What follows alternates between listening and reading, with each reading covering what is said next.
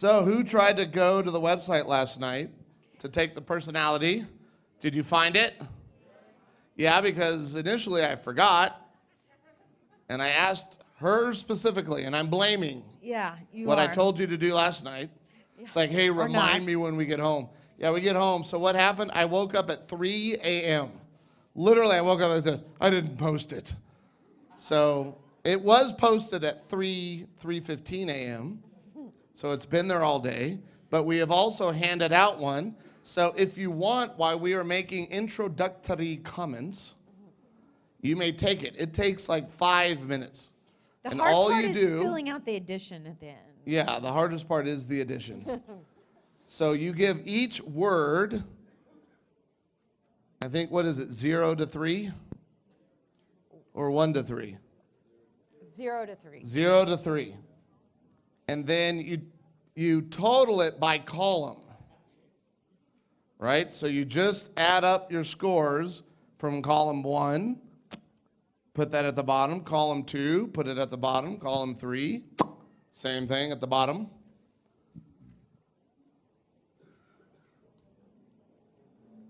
Here we are. So we'll give you a few minutes to kind of get that going. And also we have another question. And don't forget, if you forgot, download the Reignite Your Marriage app. I'm talking to you, Werner and Carol. Because they weren't here. And remember, on the home screen of the app, you can scroll down near the bottom, and you can submit your questions. So I've gotten a few in there. And this is the best, because you will ask really awesome things. So just click on the live event Q&A from the home screen of the app, and you can submit your questions anonymously. But if I have any name identification, I will call you out. I'm kidding, I wouldn't do that. I would totally do that. All right, we have one question here. I was about to say, what is your question? How do you as a man cope with jealousy? Well, how do you cope with the as a man, because you're a man, how would you cope with jealousy? What are you saying there? You're a man. It was as a man, so it's from your perspective. Funny enough, don't deal with jealousy. Well, how would you cope with it? How should they cope with it? I would probably divorce and never date again. No, that's not a good thing. No, that would be a terrible way to cope. Well, here, I will address this about jealousy. Usually, if you have intense feelings of jealousy, that says a heck of a lot more about you than it does about the person or thing you are jealous of. So the first question you need to ask yourself is, why am I feeling jealous? And many times, especially in a relationship, if you're feeling jealous, it may even be because of thoughts that you're having on your own.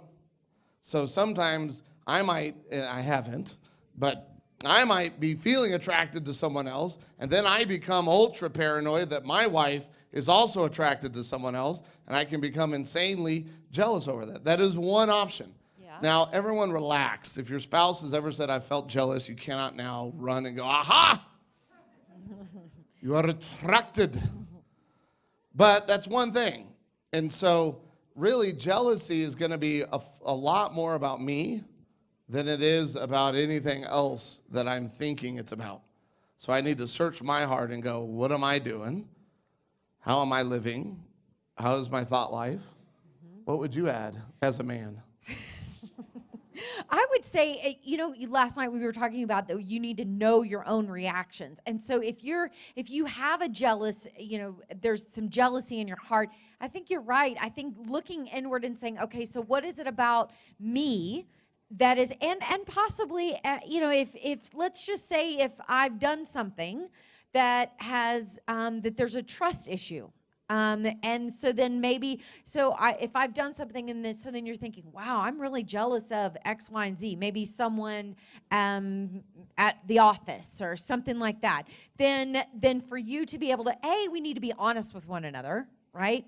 So even if it is about me, I'm going to humbly come to you. First of all, I'm going to pray about it, and I'm going to ask God, and I'm going to seek God's wisdom in that. And I'm going to say, okay, God, what about this is me? And maybe about this is maybe my partner. What about this is maybe my spouse? And so if that's the case, if we both are looking at it from, okay, I don't want to set Michael up to be jealous. So I don't ever want to call, this is, years and years ago, Michael used to say, oh, so-and-so, oh, she's my work wife.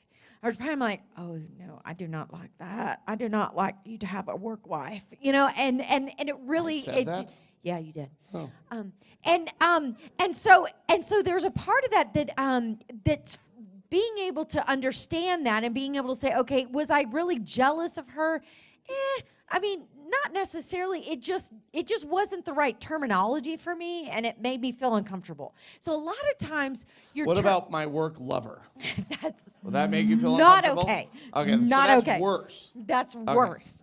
All right. But- That makes sense. But being able to understand each other and come to a common language about things, that's us being able to influence each other and set each other up to succeed and for us to be on the same team. For Michael to basically to just say, well, that's just silly. She's oh my gosh, she's old and gray and blah blah blah blah blah. Like, What's wrong with old and gray? I'm just saying. I'm saying? People will discount that instead of being able to say, hey, this is really bothering me. Okay, I'm having, maybe I might be having a hard time understanding you, but I do. What could I do differently? Okay, if it bothers you for me to call her my work wife, then I don't have to call her my work wife. It's not a big deal, right? I think that's, again, last night we were talking about some of the things that we make a big deal that we don't necessarily have to be a big deal. Right, because right? I need if to I be draw a influenced. line in the sand over you're being absurd about this, it's not a big deal. Really what I'm being there is prideful. And the more important move for me would be to sacrifice, lay down my life, and it's over a simple thing, right? But those little simple things become very big things when you don't validate, when you don't serve your spouse. So if my wife says, hey, that's what's funny because I don't even remember doing it because obviously I stopped doing it immediately. Yeah. Yeah. Now, here's an interesting thing about life. If she now works full-time at our church, Woods Edge Community Church, and if she said, oh, he's just meet my work husband, totally wouldn't bother me. So I don't get hung up on there's certain correct things to say and incorrect things. And no, what matters is does it affect me negatively? And so it wouldn't bother me. But it would bother me. To say work husband. Yeah. Yeah, I know. I don't have to worry about you ever saying. Remember, I'm like a really truthful person. But I'm giving you permission to say you have a work husband. No. Who is he? What's his name? No. But you have to understand. But for me, there's some things that I guess for me that. I want to live out. I want to hold myself to the same standards I'm holding you to. That's also another big deal for me, too. So I wouldn't want you to call someone a work husband, a work wife, and I'm not going to have a work husband. No, you're not going to have a work husband. But you know what I'm saying? Like I just like everything. Again, this is my whole like justice and fair. It's your Southern Baptist. Well, no, it's just I want everything to be fair, and so if I'm not going to do that to him, I don't want him to do that to me, and so. But there are certain instances, yeah, you're right. And it's not that I need to, I guess, there would be certain people that were more like me that would be like, oh, well, Amy, Michael, you should be offended, right? You should be offended if Amy said that. Guess what? Our personalities are different. Mm-hmm. And you're going to see that your personalities, I hope you guys have kind of been able to kind of figure out which one is the one that you have the highest number on, and your spouse or the person you're dating with or your good friends or even your mother, your coworkers, they have a different personality than you do. And there's so many things that we make these judgment calls on that we say someone needs to see the world the way that I see it. And even in that silly little thing, Michael and I have decided that we're not going to allow those different things. Loving Jesus, that's number one. We want, Jesus, virgin birth, risen. There's certain things that I'm going to be willing to die for, right? But there's going to be other things that I'm going to really hold a lot more loosely. And the more you tighten your grip on certain thinking patterns, dogmas that like that, like, oh no, everything has to be exactly fair. If Michael doesn't care, why? If I care, and I would feel like God's called me to do that, have that same thing, but he doesn't. It's not a big deal. We need to be able to hold that a little bit loosely. And I think that there's so many things that we hold a tight grip on that God kind of wants to open our heart. I think that was one of Jesus's big deals, is that he wanted to, with the Pharisees, he wanted to loosen their grip on what did it actually mean to be a follower of Christ, to be a follower of God. What did it mean? Now, here's why I love giving the the worksheet live, is because all the little otters and lions are totally done. They've been done for like 5 minutes. And it's the little beavers and golden retrievers that are still trying to get their answers correct. So I already know who you are if you're still taking the assessment. And you might be wondering, why is he using animal terms? Because many moons ago, my father actually wrote a book with John Trent called The Two Sides of Love, and it was on personality styles, but it was my mother who thought, because it's based off the DISC system, the DISC. I think it sounds like there's a popular color one, right? Are there 4 colors? Really? You only do 3 out of the 4? All right, we need to talk later. So usually there's the 4 basic ones have been around forever, right? And my mother came up with a brilliant idea to relate each of the personality styles with an animal, right, in the animal kingdom that sort of fit the general idea and characteristics of that personality style. So tonight, what you will discover is which animal in the animal kingdom you will most identify with. Nice. Does that make sense? Are you with me? Yes. Are we done? All my beavers? Well, they don't even know they might be beavers. They know. All right. So who scored highest in that first column? Column 1. All right. Carol, you can put your hand up. There it is. Yeah. Robert, where's Robert? Robert's right there. Yeah, his hand is up. Did you get highest in that one? Yeah, see, I'm good at this game. So those in column 1, if that's your highest score, and by the way, to save the question, but you can certainly submit it if you want, you can be multiple personality types. That doesn't mean that you have multiple personality disorder. Right. So like, for example, I score really high on 3 of the 4.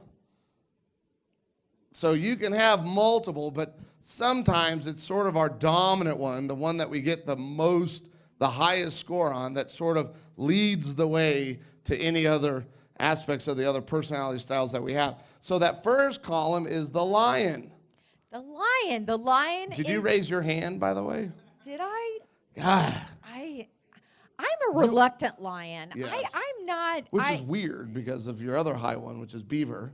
But a lion is someone that does take charge and is a problem solver, is competitive, who's confrontational. Well, I told you guys I was a little confrontational last night, so that shouldn't surprise you. I can tell you this. She is such a high lion that I have learned to use her as a social weapon. So like we were at a movie once, because I can't confront at all. You could deeply offend me, and you'd go, hey, did I hurt your feelings? I'm like, no, not at all. We're good. And then I plot your death for many years. But like we were in a movie theater, and this guy was in front of me. I'm also ADD. And so this guy has his phone on in a movie. Is that not atrocious? It's obnoxious, right? It's ruining the movie. I literally can't get it, enough courage to go, hey, dude, could you maybe just put your phone off, man, or step outside? I can't do it. I'm incapable of, but I got the human weapon as a lion. So all I have to do is go, this this guy's ruining the movie. And my wife was like, who? Hey, whack on the back of the head. He's like, what the? Turn your phone off. I'm not quite that Or I will bad. rip it from your that's- paw. yeah, that's what And I it will sounds shove like. it down your throat. Sure. You'll choke to death. No. But I do have a little bit more discernment now. I'm a little bit more gentle, but yeah. I'm sorry. I am. I'm sorry. I am. But honestly, all kidding aside, that is such a gift when it is done out of love and not out of self-centeredness or ego or pride or wanting to win. It's a great gift because it's important to have people that can confront when something's wrong. There's nothing wrong with confrontation. It's how you confront that matters, right? And so we need people like this in the work. We need people that like to take charge, that want to be leaders, right? That want to be the CEOs and presidents and up front. That's a good thing to have, but sometimes, we'll talk about this in a minute, it's what happens with any personality style. There is good and Bad. yeah, and the bad is typically the good pushed out of balance, right? So being confrontational is a good thing, but if you're obnoxious and bulldozing, right? Now you've taken that good trait of your personality and you've pushed it out of balance, which now makes it a problem in your relationships. Right, because our communication style can be a little direct or too blunt, like I was saying earlier. So it's a challenge for me. When I say discernment, it is really about speaking the truth in love, being gentle with how I speak and how I talk. You know, it was funny that you were talking about that. I'm a great advocate for other people. Like Michael, I can be an advocate for him, but when Michael's dad was sick, hey, you didn't mess with him. Like, you tried to take blood from him a couple of times and you missed. Guess what? You didn't get a third and fourth turn, right? I mean, you just didn't. She was awesome. And he loved it because I would spend the night in the hospital with him. I was there. I mean, I was a servant, and I'm a servant for my women's ministry And a protector. and a protector. Someone was trying to mess with me with all my women's ministry, and they were like, "Oh yeah, look at all the things the women ministry does, and look how much all the things that they're doing, and maybe we might." I was like, "You're not taking any of those away." And the guy goes, "What?" And he wrote it on the board. "You are not taking." I was like, "What? What?" I was like, "Oh, that probably wasn't very soft, was it?" But I was like, "Oh, no, you didn't. No, my women love those exercise classes, and they love their Bible study, and you're not taking any of that away because I'm an advocate. I will." And so that's the best part of my personality is that, right? That I can be an advocate. You want me in your corner. I'll just let you know if You just don't want her as an enemy. you do. Yeah, that's probably true too. Because I do have a hard time, especially if there's a justice thing involved. It is very hard for me to know how to surrender that to God. And how to say, "God, you've given me the strength, but guess what? But my strength out of balance means that I'm not surrendered to you. And I can be too blunt and too overbearing and bulldozing, and I can think, oh, well, I have the best way to do this." When in reality, guess what? God in me can empower me to do really great works. But if I am not surrendering myself to God, then I will go in my own power, my own strength, which absolutely, in the end, it exhausts me and it isolates me from other people because they don't want to be around me because they're scared of me. That's so not good, right? I don't want people to be scared of me. So sorry. watch out. Just kidding. Yeah. Well, but here's one of the benefits of being married to a high lion is I can also challenge her and confront her, and she's not like a little softie, right? Like the funniest one I can think of was over January when we picked up our kids, right? So our oldest son is an idiot. And I say that with great respect and love. He is growing. He so is. mature. God bless him. God bless him. So Every time we come, he gets a little bit more mature. Because here's where I get frustrated. We were leading a marriage cruise, And then my kids were going to follow my yeah. sister to Colorado for like a ski trip while we were gone. And they were going to be with my kind of family, my mom. And so my son was going to drive my truck, and it has 4x4. And I told him, listen, you've never driven in snow. You have to go through this mountain pass that is quite intense if there's a storm, which there was. And I said, dude, all I ask, I do not want you to be fearful of wrecking my truck, because I don't care about the truck. I care way more about you and your brother and sister. So I am releasing you. You will not get in trouble for slamming into something or getting into a wreck, because, dude, it's hard to drive in the snow, right? So I go, just try to be safe, because he's 20 years old, and 20-year-old men are generally not safe. It's called testosterone, and it is the devil. And so I set him up to be okay, like to not freak out. Of course, what happens? Goes over the mountain pass, loses control around a turn, and the truck doesn't hit another car, praise the Lord, but he kind of slammed into the side rail, right, to prevent them from going off the cliff. And then he doesn't tell anyone, because in his brain he thinks, I'm going to get in so much trouble, which I already told him, what? You're not going to be in trouble, just be safe. So now the knucklehead. Because he didn't put it in four-wheel drive, right? Yeah. Okay. He said he didn't need it. Yes. Sorry. Oh. Sorry. That's But he first slammed. problem. Well, point is, when it bent the front, you can tell I'm a real car Bumper. guy, right? The bumper. Bumper.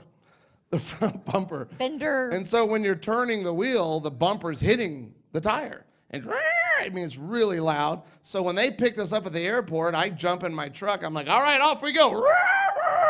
I went, what? I go, what the heck is that? Oh, I don't know. That just started. And I'm like, what? What do you, today? He's like, and well, the good thing is my daughter was with him, who is more like you. She cannot tell a lie. So I know it was killing her, because we went to this restaurant, we ate, I get back out, she comes out with me to the truck. I'm backing out going, oh, I can't believe this happened. I wonder how this, she's like, we did it. We got in a wreck. So then we started to kind of light him up a little bit in the car. Do you remember? Yes. Yes. And I did what I felt was an appropriate 20 to 30 second light him up. Like, you lied, you didn't have to, this is what we're talking about. Kind of ride him a little. And then somebody. I am not a good cop, bad cop. I'm not a very good cop. If I I'm go a bad really cop, good it's bad cop, bad cop. That's right. So, yeah. So when he starts going there, I'm thinking, oh, yeah, game on. He needs to learn So responsibility. True. I mean, come on, son. Come on. You're 20 years old. So she keeps going like a lion that's out of balance. Going and going like an evil Energizer bunny. And finally, like 10 minutes later, I'm like, okay, I know it wasn't 10. 20 minutes later, I finally, and I was so scared, because the reason it took 5 or 10 minutes, because I didn't want to get in a conflict with her by confronting her like I think he got the picture. We're going to kill him. He knows. And so I finally just mustered up as much courage as my personality style can, and I went, Amy, enough. He got it. Now, if she does that to me, I'm crushed because of my personality style. But because of you and being a lion beaver, that didn't crush you. It didn't even bother you. I mean, and a part of it was sexy, wasn't it? And a part of it is because for those of you that are lions, there's a part of you if you're gonna dish it out, guess what? You better be able to take it. So if I'm justice, right? I'm fair. So guess what? If I can dish it out, I better be able to take it. So if I'm back there basically crushing Cole and really being really hard on him, then I shouldn't not expect people to treat me the same way. So when he said to me, Amy, he's got it. Stop. That's enough. I went, you know what? You're probably right. And I just stopped. I was so scared. I didn't know what was going to happen. She goes, yeah, you're right. I went, oh. As I was driving. So again, the lion's communication style tends to be direct, blunt, tends to be one way, because lions sort of have some pretty intense opinions, and normally your opinion is correct in your mind. So a lot of times when you're trying to have a conversation with a really high lion, the reason that one way is happening is because often when you're now talking and they're supposed to be listening, they're really just kind of devising their argument. Yeah, which is... Right? They know. So they tend to not be as good of listeners. The needs. Now this is big. So how many of you are with a lion like me? Okay, this is your part. This is what you want to pay attention to, because remember, we're doing these personalities so that we can value and honor the person we're with for who they are and let them be who they are. And so each personality tends to have some pretty common needs. Personal attention and recognition. Tell them what they're doing correct. When you give them personal recognition, when Michael tells me, "Oh, Amy, you're so pretty," blah, blah, blah, I'm like, whatever, you know. But if he tells me, "Amy, I really appreciate this about you," and it's very specific. Or you did a great job on that women's dinner. Yeah, you did a great job on that women's dinner. Not that you would know. He hasn't gone One to mistake. Anyway, but personal attention and recognition. What are you doing correctly? That is a really great way to motivate, or a great need of a lion. And lions need areas where they can be in charge. So, for example, gentlemen, I married a high lion. So our marriage was never going to look like me here, Amy submissively quiet here. Not with a lion. Now, if you married a really high golden retriever and that's all they are, sure, they're like, I want here. I don't want to make decisions. Decisions make me nauseous. But with a lion, we're here for sure, which I think all marriages should be. But with a lion in particular, I can't just bulldoze and say, listen, lady, I'm in charge of everything, and you're not in charge of anything. And in fact, it's actually of benefit to you because lions tend to be good at leading things. Our daughter, is Reagan in here? She's listening. She's listening. Yes, sure she is. Reagan is also a really high lion. And I'm telling you, one of my favorite memories of her, she was probably, how much older than David is she? 4. Yeah, she's like 4 years old when this happened. But Amy was counseling or doing something, and I'm at home with the kids, and I realized I'd forgotten milk. But when I went to gather our children, so Cole would have been like 5, Reagan's 4, David was a baby, I noticed that Reagan is sitting in the living room watching her favorite cartoon. Now, if you know you have a high lion child, you know, because they want to be in charge of the household, right? They tend to be the strong-willed child. They're not easy, I'll say that much. And so I knew this is her favorite cartoon. If I just go and say we're leaving, it's going to be a huge fight, or at minimum, a meltdown. Now, I know, before you start judging me, I know I'm the parent. I know I'm in charge. But at the end of the day, I can bulldoze my high lion child and go, turn on that TV, do what I say, get in the car. She's going to fight with me. It's not going to be a positive, fun experience at all. So why not tap into her lionness? And so I came, this is so classic personality. So I literally, because remember, lions are problem solvers. They get giddy about solving problems, right? Yeah.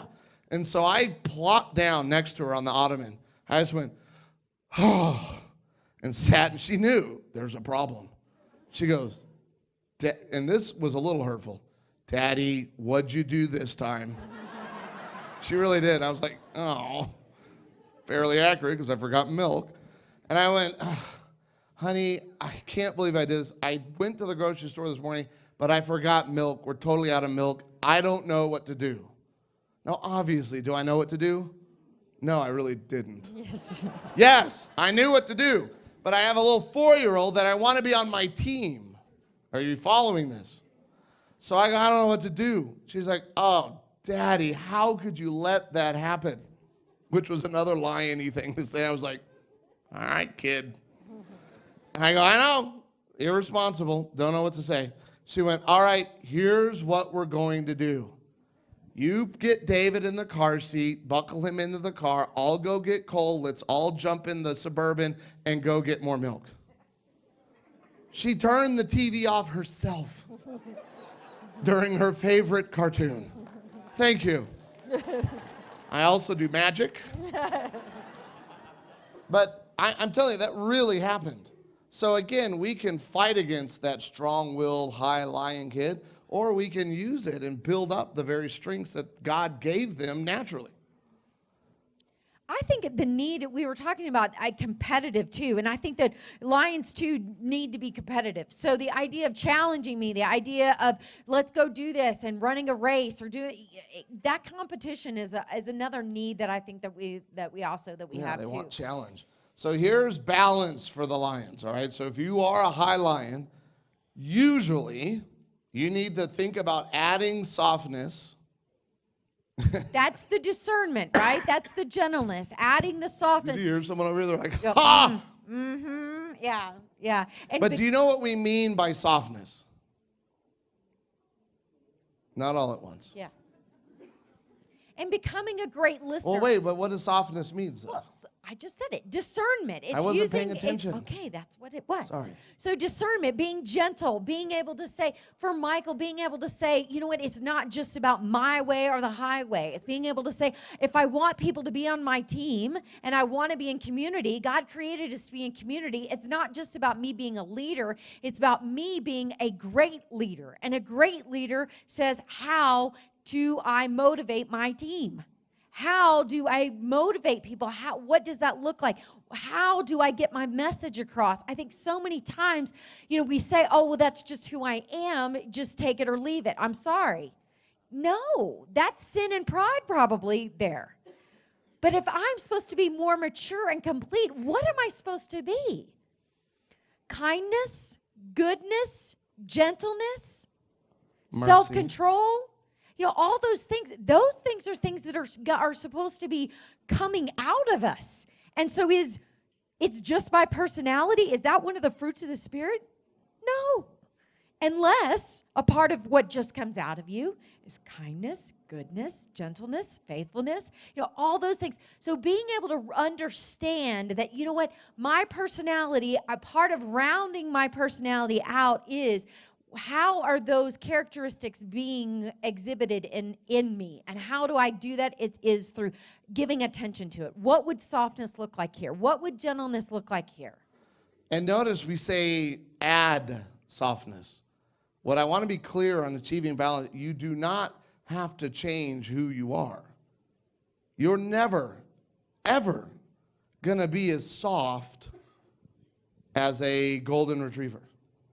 It's not going to happen because you're a lion. People are still going to be intimidated by you because you're just naturally a lion. However, if I want to get along with others, there are going to be some key things that I need to add, that I want to put in my toolbox, and I need to be able to recognize when that's important. And did you already say becoming a great listener? Well, becoming a great listener just means that I listen for what's the message that this person is saying, instead of getting defensive or instead of thinking about, okay, so what am I gonna say next? You need to think, what are they actually what's the message that they're trying to get across here? What's really going on with them? And when you do that, when you become a great listener, it helps you become more soft. It helps you become more gentle. Yes. So now, on to the next one. Who of you scored the highest on that second column? All right. These are my peeps. Look at her. She's got the little happy hands going. That's such an otter. So you are an otter. And what do we know about the otters? What makes otters so cute? They're adorable. They're fun. They love to play. They're highly optimistic. She's like, I am all those things. Let me up there. Optimistic, energetic, we're very motivating, which, by the way, motivators, out of balance, could be manipulators, right? And we are good, right? How many times you tell me you could sell ice to Eskimos? Yes. I mean, I'm telling you, I don't even have to believe in something, and I can sell it to you, right? Because I get so excited. Otters tend to be future-oriented, which really just means we're never really here in the present. We're She knows. I think she had left somewhere. We're constantly daydreaming, constantly thinking of the future, which I think is a big part of our optimism, because whatever's going on right now in the here and now, in the present, I'm not even aware of. So you can't get me down. I might be broke today, but I know I have the winning lottery ticket. I know, right? That good things are right around the corner. They tend to be adventurous, right? High energy people. These are like the party planners and attenders, right? We love large groups and just interacting. We have a lot of friends, about that deep, right? Where golden retrievers will have like one or two friends that are this deep, right? But we tend to be very sociable. Our communications style. Inspiring. You inspire others. But as you're inspiring others, there's a part of that it can be one way too, because all I'm doing is just selling you my bill of goods. I'm selling it to you, right? So Michael, he will sell me, and he is selling me on whatever it is. He used to sell me on things, and because of my personality, I mean, he would talk about things in such a pie in the sky. I mean, Michael can have so many million or billion-dollar ideas. I mean, he was like, Amy, this is it. This is going to be the one that is going to the greatest discovery in mankind. This is how we're going to make it. Okay, and he will just go for it. Well, here's a perfect example. She's a high lion beaver, which we'll get into. But when you're a high lion and beaver, you're like the strongest force on earth. Oh. And so I know, because this is what we're talking about, I know that I have a detailed, analytical, intense wife who does not appreciate pie in the sky conversations. So I think it was over the spring, maybe it was in March, I don't even remember when it was, but I had met with this marketing lady up in Dallas, Texas. And it was, for me, which I know I've said this a lot, the greatest meeting of my life. Right? As an author, I'm like, oh. I was so pumped because she was so smart and she had so many. Actually, some of the stuff that I'm going to be doing here is a direct result of that meeting. So when I left the meeting, where was I? I was to the moon. I'm like dancing in my car and screaming. This is going to be the greatest moment of my life. And then the Lord reminded me, now, you know, your wife doesn't respond to this kind of energy. I was like, oh, yeah. And then in my brain, I literally had to tell myself, yeah, you got to dumb this down. Like, you can't call her yet. I had to wait an hour and a half on my drive so I could be calm enough to try to pull off the right conversation with her. Because if I'd called her right away, it would have been, that is the most genius marketer in the history of the world, and we're going to change. Yeah, it would have been bad. So I waited and waited until I was relaxed enough and ready, and I kind of already thought about what I could say to her, so I called you up. I did this, too, didn't I? You did it. I called you up, didn't even bring it up. Didn't even start out like, you won't believe, nothing. I was like, how was your day? She's like, oh, I don't know, I did this, and I'm like, wow, that's so cool, that sounds fun, and interacted with her, then finally she's like, well, hey, how did that meeting thing you had, how'd that go? Now, in my otter personality, what did I want to say? Oh, but I knew, don't do that. And so I went, oh, it was fine. I did. I'm like, yeah, it was fine. Really? Oh, you don't sound overly excited. Well, you know, I mean, we talked about some stuff, and she seemed pretty impressive, but I think we really need to I need to look at the notes, really mull this over. Certainly don't want to make any quick decisions. Like the whole time I'm pinching myself. Oh, don't do it. Right? I don't think it was exactly I underplayed that it, dumbed though. down. Maybe from your perspective, it was From my dumbed down. perspective. It was that he dumbed it down that much. For me, I mean, I could tell he was really excited about it, and he was. But not too excited to where you got scared that we were going to spend all of our money. Yes, that what I appreciated. And this is something that, so this is great. See, this is live and in action right now, right? This is Michael D and Amy, the Amy like reality kind of thing. Why do you say Michael D? Because you're Michael, like Michael Otterness. I mean, the Otterness Oh, it's the 3D thing. Yes, it's a 3D thing. So, Hey, with chubby people, that's a bad analogy. I'm sorry. I'm so sorry. You're well-rounded. Like there's a heaviness to your spirit. No, a life. I get it. An I need to lose weight. An otterness. Maybe I should say that. An otterness. An otterness works. Okay, an otterness about it. And so when he genuinely, when he is talking, he is 100%. That is exactly what happened from his perspective. Yes, okay? it is. From my perspective, it God happened will a back little. me up. It happened a little differently. Okay.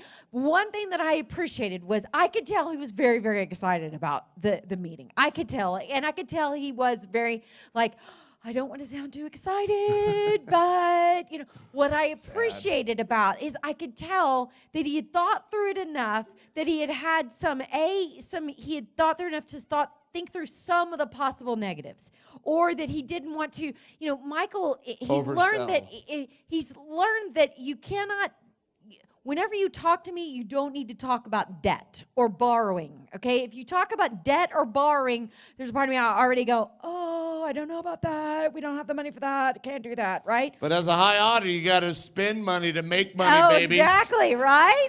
And that's exactly that's exactly his perspective. But with me, I'm like safety, security, slow risk. I'm like, let's see how this goes. Small, little incremental, investments. That's what I like because that's me, right?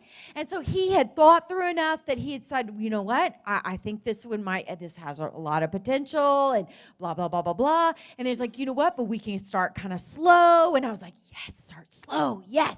Right? So he's learning. Just $1 million loan. Yeah, exactly. Kidding. And so being able to understand me and my perspective, that was one of the things that I really appreciated about you when you were telling that story. So that was what I heard. Yes. And the appreciation. So the needs of your otter. So how many of you are with an otter? Like you're married to one, dating one, attracted to one, stalking one. Their needs are approval. That is massive. That's why I'm saying in the truck, when I confronted Amy and said, enough, stop, that doesn't work that well with me.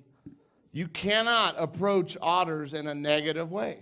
They do not respond. This is such a real thing that I before I started overeating for emotional reasons, I was a very good athlete, and I played football, and my sophomore year, I quit football. And I went to a smaller school, but I was kind of the best football player. I quit because of the coach. The coach was so harsh, so negative. It was so discouraging. He would have me so stressed out that I threw up before every practice. Just terrified of what is he going to yell at me now for. So after that sophomore season, I was like, I'm done. I mean, the love of football was gone. And so everyone starts freaking out. The coach is freaking out, and he ends up calling my father. And my dad takes him out to lunch and explains to him these personality styles. And he goes, listen, coach, unfortunately, your two best players, me and my best friend Mario, who also graduated 24th and 25th in our class, which was 24 and 25 out of 25. True story. But he said, coach, your two best players are high otters and have a lot of golden retriever. They're sensitive. They don't respond well to criticism. You have got to approach them in a positive manner. And so the coach got it. He heard him. He's like, would you please just have your son meet me for a breakfast? I just want to address this with him. And I had wanted nothing to do with that. But my dad, of course, was like, you're going. I'm like, ah. So I go to this breakfast, and the coach is sitting there, and he goes, hey, I would like to ask forgiveness. And we went to a Christian school, so this probably wouldn't have happened at a secular one. But he goes, hey, I need to ask forgiveness for how I've treated you. I went, oh, all right. And he goes, and I want to promise, if you're willing to come back, that I will treat you differently and in a way that speaks to you and motivates you. I went, oh. And he explained, I went, Okay? And so I did, and that year we won the state championship. So we went from like a 7-7 team to like a 13-1 team just because of how he changed his style in coaching his players. Now, there are some players on our team that he could be rough with that respond well to that. The High Lions or even the Beavers. But those otters and golden retrievers tend to be on the soft side of love. They need to be handled in an encouraging manner. That's what motivates us. So balance. Balance is being attentive to other people's needs. That's what you were doing. That's what you were doing to me. Yes. You're being attentive to my needs. I needed to be able to see things in perspective and to be able for you to be able to see the negatives. So being attentive to my needs was super important. And there's another thing that achieving balance is there is such a thing as being too optimistic. And that's what you did when you explained it to me. I recognize that I cannot be too optimistic about this. I need to be able to see this in balance. Well, that was one of my mentors in my master's program, Dr. Keena Peak, who really challenged me in this because as I've really high, like on the otter column, I think there's a possibility of 60 points.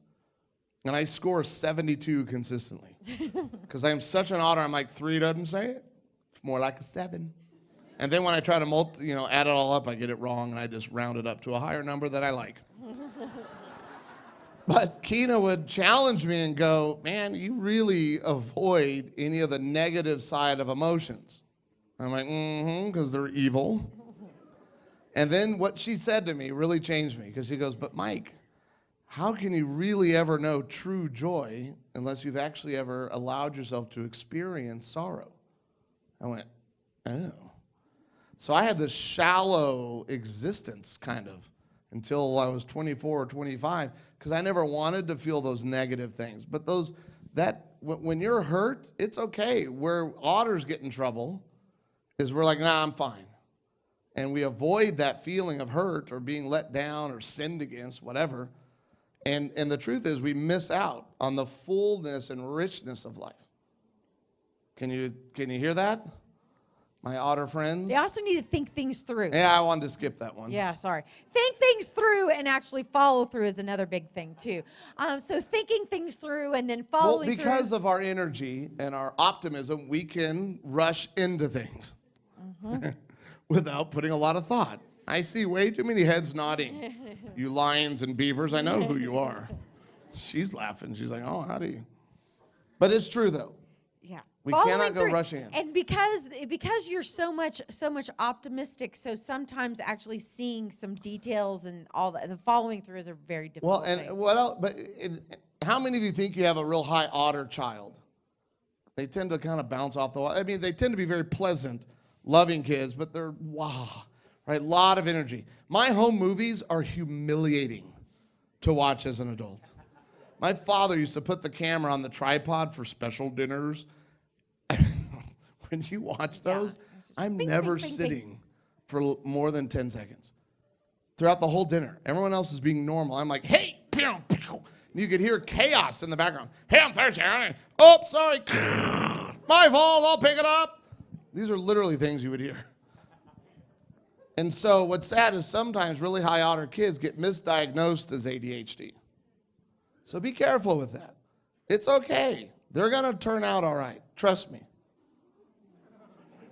Maybe don't look at me.